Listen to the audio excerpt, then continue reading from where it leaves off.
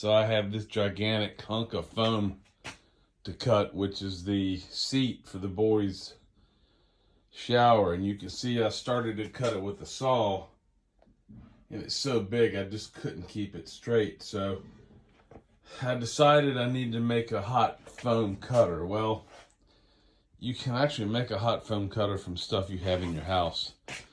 And you can see that I made one here using, I know it sounds a little bit crazy, but an old computer power supply, some springs, washer, guitar string, alligator clips, and an old light switch for the house. Anyway,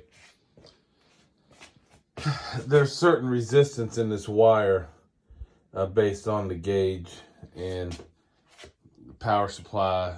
It's a regular computer power supply, but your yellow puts out 12 volts, and then your red puts out 5 volts. You get about 30 amps on the yellow.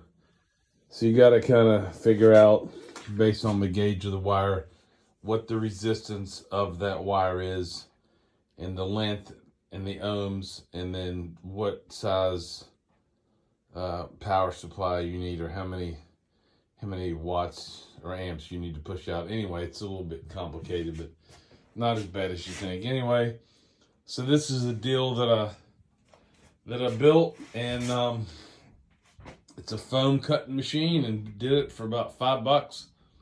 Just old stuff I had laying around.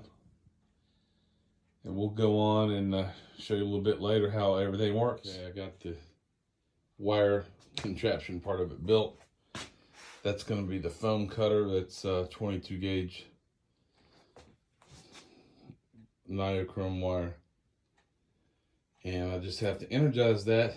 It'll get super hot and act as my cutter. Or at least we hope. Right, I now have the foam cutter wired up. Got the computer supply, power supply there. I hooked up to a switch. That way it'll cut on and off. And then I just went down here and picked up the yellow, which is 12 volts. Give me about 30 amps. And the black is just a ground. Got those going to alligator clips. And I got springs. Keep tension, springs wrapped around a washer. So we're gonna fire this thing up and see. Let's see if it actually works. I've been testing it out, and it does work. I'm gonna show you here. Flip on the switch, and just take the foam, let it cut it. Yep. Pretty cool. You should wear a mask so you don't breathe in these fumes. But anyway, homemade foam cutter. Pretty neat little deal here.